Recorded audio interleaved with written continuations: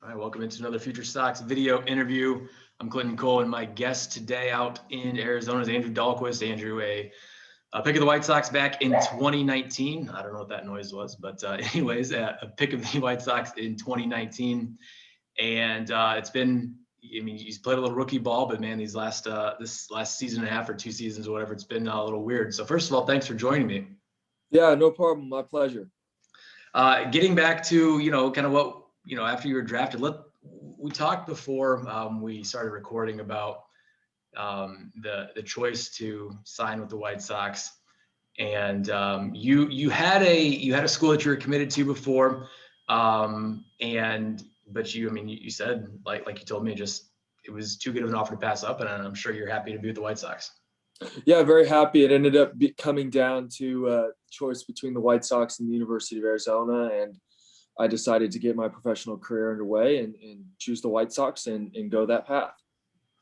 I think Arizona is obviously a great program, but I think all Sox fans are glad you chose the White Sox and not yeah, me too. It ended up not working Arizona. out really well. Yeah, good. So let's go back to rookie ball. I know you pitched obviously in high school before that, but then 2019 you had, what do you mean, 3 starts or so, I think. So let's go all the way back. What was that like? I mean, going from high school and then jumping in the Arizona League. It was a good experience for me. I noticed some things that my pitch locations in high school, I would get guys not swinging at it. Where in a rookie ball, they would swing and hit it. So it was just a little bit of an adjustment period, and obviously it wasn't very long. I only pitched 3 innings, but that experience helped me out a lot, knowing that okay, I have to get finer, I have to get better. I'm not in the position I have to get better. Basically, is what it came down to. So the past, I think by now 18 months or so, it's been my big focus, and hopefully through the next season, this upcoming season, I can show that I've gotten better. So you're out in Arizona now. Obviously, last year you said you spent a lot of time in Arizona as well, but then you did get some time in Schaumburg. I got to go once, twice, I don't know, whatever, once maybe to Schaumburg. And I have a relationship with a lot of the guys because I spent 2018 out in North Carolina. So spent a lot of time with the Knights in Kannapolis and Winston-Salem. So a lot of those guys that I've talked to, and they were in Schaumburg as well. And that's some of the guys that are on the team too. But what was that like being, one of the new kids, I guess you want to say? I mean, you weren't drafted in 2020, but still there was no season in 20. You still got to be around some of these other guys.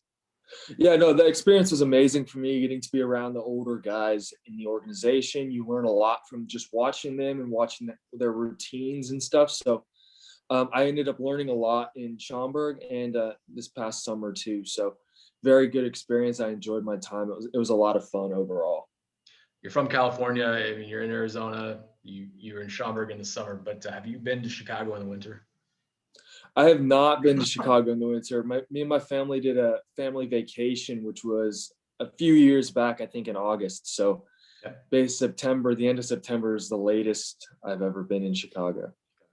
Yeah, it's a fun place to be. So you mentioned you've been in Arizona training and stuff. You said kind of, you found some things with your pitches and locations and things like that you needed to work on. Is that mainly what you've been working on? Or, I mean, what are some other things that you've been working on? I mean, last, like you said, 18 months without live games. Yeah, pitching wise, that's big. Developing my pitches and location and pitch shape. We've used a lot on the Rapsodo and the TrackMan. Okay. So that's helped a lot. I worked specifically with pitching coordinator Tford, and he helped me out a lot. Learn what the Rapsodo, the metrics mean, and how to use them to say, is this a good pitch, a bad pitch, and that kind of stuff. So it's been a good experience. And then also another big goal was to gain some strength, which I've definitely done in the past 18 months. What have you added any new pitches since high school, or you've just been kind of tweaking the ones you have? I've started to kind of work on a slider a little bit, and I changed my curveball grip, so I got used to that. And so slider's coming along. I get better every time I throw it. So hopefully I can get off the mound and get in the game and really refine that pitch throughout the next couple months before season starts. Now you said that you're like non-roster invitee out to Arizona, and you said it's kind of like a mini. It's not. We're doing like a mini camp. Yeah. It's not. I'm not a part of the official right. camp. But so, you're still out there though. So yeah. Yes. So, and you said you're not really sure what you're going to be doing and stuff like that, but even that, like, how excited are you to get going here in whatever that It's a is? lot of I'm Yeah. really excited. I'm fortunate that I'm able to do this. It's only like 7 or 8 guys total, so I'm very fortunate that they were willing to invite me out and get going with the coaches, and hopefully throughout the next month or so before minor league camp starts to get some good development time, good build up, ramp up into to the position where I can get going full steam once spring training starts. You said that this is yourself, Matthew Thompson, and Jared Kelly. I mean, you guys, kind of the newer guys. I mean, obviously we saw what Garrett did last year, which is that's a freak He's of nature. I mean, unbelievable. yeah, that's you can't put him in any other category. So he's in a world of his own. But you three guys, obviously, three of the biggest names in recent drafts, and kind of talk about like an innings limit or anything like that. But you are going to be on a little bit of a different kind of plan.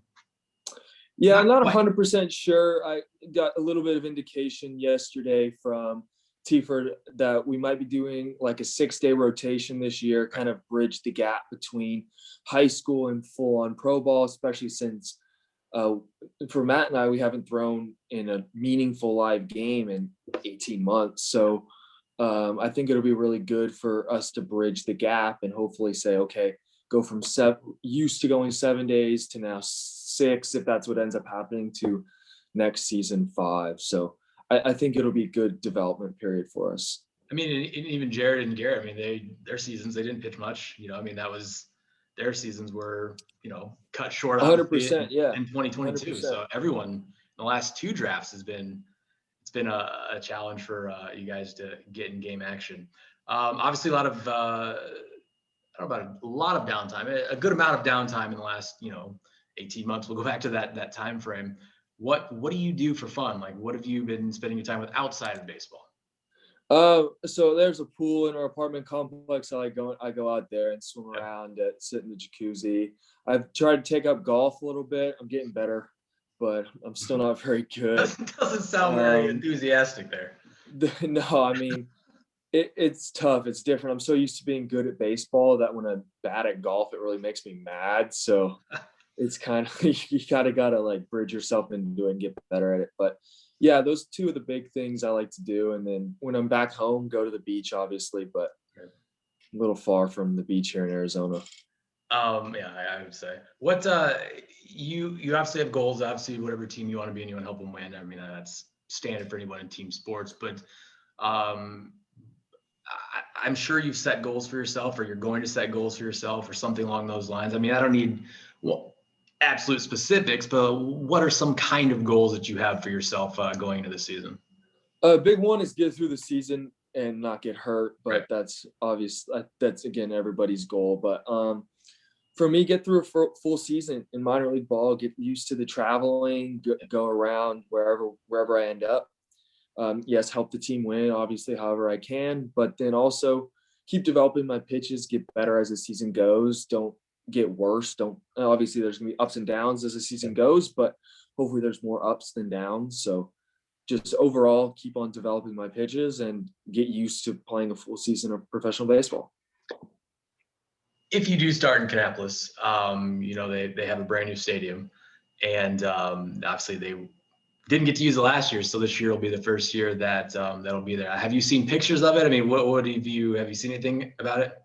A couple of pictures here and there. It looks really nice from the pictures I've seen. So I'm excited to get out there if that's where I start out at. So we'll just have to see. Hopefully May, I think I saw something today, May 4th is the start date. If we're at home then that'd be a lot of fun to get out there and play in front of the fans. I don't want to just single out Kannapolis, but Winston-Salem's got an amazing ballpark. I've not been to Birmingham, and then Charlotte's ballpark is, I mean, that's one of the nicest in minor league baseball. I mean, so the Sox facilities in the minor leagues are pretty good. I mean, I've been to some minor league stadiums where it's like not so great. No, I've heard really good things overall. Yeah, Charlotte, I've heard from many people that it's Beautiful. one of the best places to play in all minor league baseball. So I'm excited for the journey ahead in the next few years, and we'll see where it takes me. Hopefully get to do some traveling to places I've never been to before. So it should be fun. I'm really excited. couple more things, let you go. Growing up, I mean, did you play any other sports? What else did you do growing up? Played a little bit of flag football when I was younger, but mostly baseball. It was always my passion. So that was my focus for most of my childhood, and then through high school especially, and then now obviously into my young adult years is pretty much all of my life. Yeah. So Did you hit in high school?